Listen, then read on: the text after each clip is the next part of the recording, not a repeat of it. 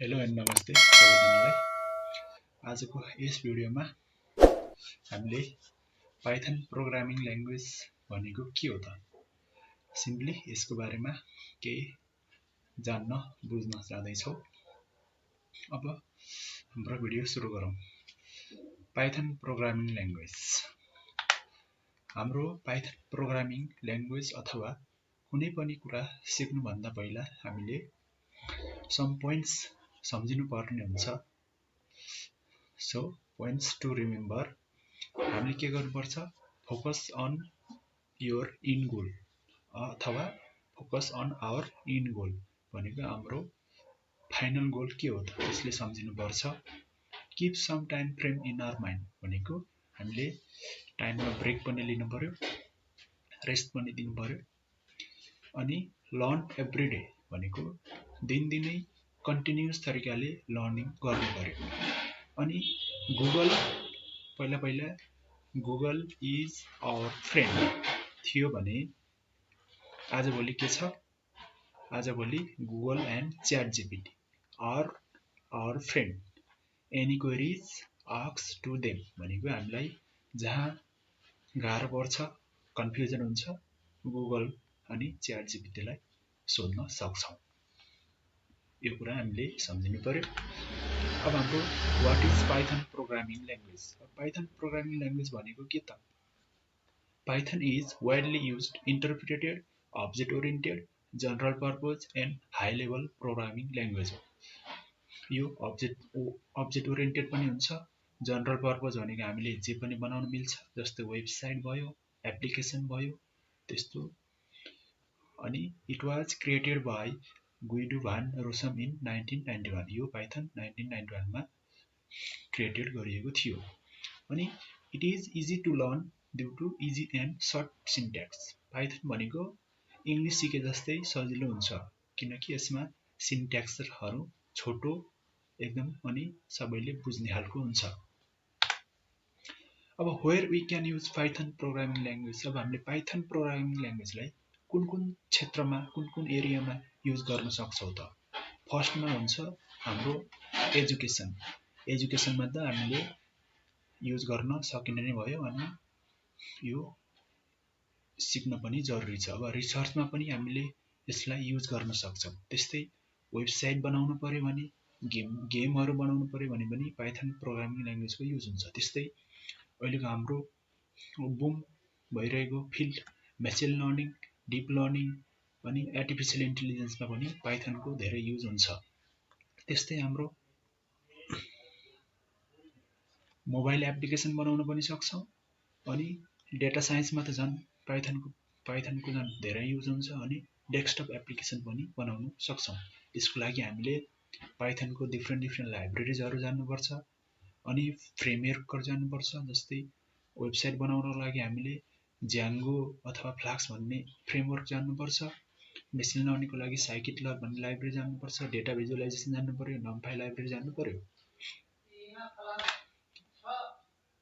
अनि where we can write our Python program. अब हामीले पाइथन त सिक्ने भनेर सुरु त गरियो, तर हामीले हाम्रो कोड अथवा प्रोग्राम चाहिँ कहाँ लेख्ने त, कहाँ लेखेर हामीले सिक्ने त?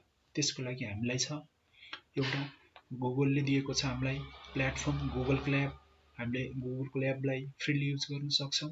त्यस्तै हामीले एनाकोन्डा डाउनलोड गर्यो भने त्यसमा हामीले पाउँछौँ, जुपिटर पनि पाउँछौँ, आइडी स्पाइडर। त्यसबाट पनि हामीले हाम्रो प्रोग्राम लेखेर त्यसलाई हामीले हेरेर बुझेर प्र्याक्टिकल इम्प्लिमेन्टेसन गर्न सक्छौँ। त्यसको लागि हामीले के गर्नुपर्छ, जुपिटर नोटबुक पनि युज गर्न सक्छौँ अथवा जुपिटर ल्याब पनि युज गर्न सक्छौँ, स्पाइडर पनि युज गर्न सक्छौँ, भिजुअल स्टुडियो कोड पनि युज गर्न सक्छौँ अथवा पाइथन पनि युज गर्न सक्छौँ। अब मैले गुगलको ल्याबमा प्र्याक्टिकल गरेर देखाउन जाँदैछु। पाइथन प्रोग्राम लेख्नको लागि हामीले गुगलमा जाने, त्यसपछि कोल्याब COLA कोल्याब भनेर सर्च गर्ने। त्यसपछि हाम्रो यस्तो गुगल कोल्याब भन्ने आउँछ वेबसाइट। यसलाई हामी यस वेबसाइटमा जाने, त्यसपछि हामीले के गर्नुपर्छ, हाम्रो गुगल एकाउन्ट त हुन्छ, गुगल एकाउन्टबाट साइन इन गर्ने। गुगल एकाउन्ट हाम्रो यसबाट साइन इन गर्ने, साइन इन गरेपछि यस्तो आउँछ। हामीले यसमा फाइल भन्ने हुन्छ, फाइलमा के गर्ने, न्यू फाइल गर्ने, न्यू फाइल गरेपछि के आउँछ हाम्रो, न्यू फाइल गरेपछि हाम्रो कोल्याब आउँछ। अब यो भनेको हामीले जुपिटर नोटबुक जस्तै हो, यो भनेको यसमा फाइल हुन्छ, यसमा हाम्रो नाम दिन सक्छौँ। अब .ipynb एक्सटेन्सन हुन्छ यसको, यो भनेको के हो, आइपाइथन नोटबुक हो। यसले हामीले हाम्रो क्लासको नोट जस्तै तरिकाले चलाउन सक्छौँ। जस्तै यहाँ फाइल छ, एडिट छ, भ्यू छ, इन्सर्ट छ, यसमा कोड छ, टेक्स्ट छ। टेक्स्ट गर्यो भने हामीले के गर्न पाउँछ, यसमा केही लेख्नु टेक्स्टहरू, जस्तै Python is ASIEGN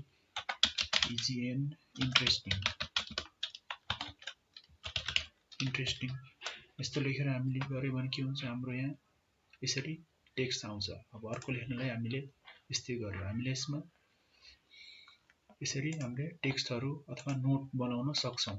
अब कोडको लागि के गर्ने, कोड लेख्नको लागि अथवा प्रोग्राम लेख्नको लागि हामीले कोड भन्ने हुन्छ, कोडमा क्लिक गर्ने, त्यसपछि यस्तो हामीलाई एउटा आउँछ। अब यसमा हामीले के गरौँ, हेलो वर्ल्ड गरौँ। ह्याजले जहिले पनि कमेन्ट लेख्न युज हुन्छ। अब हेलो प्रोग्राम, हेलो वर्ल्ड भन्ने प्रोग्राम हामीले लेख्न जाँदैछौँ। त्यसको लागि के गर्ने, प्रिन्ट, जहिले पनि पाइथनमा कुनै पनि कुरा डिस्प्ले गर्नु पर्यो भने प्रिन्ट फङ्सनको युज हुन्छ। प्रिन्ट स्ट्रिङभित्र हेलो वर्ल्ड गऱ्यौँ। अब हामीले यसलाई रन गर्ने के गर्ने, यो रन गर्नुको लागि प्ले बटनमा क्लिक गर्ने, क्लिक गरेपछि के हुन्छ, हाम्रो प्रोग्राम रन हुन्छ। अब यो कहाँ रन हुन्छ, यो क्लाउडमा भनेको गुगलको सर्भरमा नै रन हुने भयो। यसरी हामीले, यदि हाम्रो ल्यापटप कन्फिगरेसन सानो छ, पाइथन सिक्न इन्ट्रेस्टेड छौँ, हामीसँग ठुलो सफ्टवेयर छैन, ल्यापटप पनि छैन भनेपछि हामीले गुगल कोल्याब युज गरेर इजिली पाइथन प्रोग्रामिङ ल्याङ्ग्वेज सिक्न सक्छौँ। यसरी हाम्रो यसरी आउटपुट आएको छ। मैले अर्को प्रोग्राम लेख्छु, जस्तै a = 2 लेख्छु, b = 3 लेख्छु, c = के लेख्छु, a + b अनि प्रिन्ट c गर्छु, लेखिदिन्छ, हामीलाई नम्बर जोडेर दिन्छ यसरी। अब अरू पनि गर्न सक्छौँ हामीले, जस्तै नेम = इनपुट गर्न सक्छौँ, इन्टर प्लिज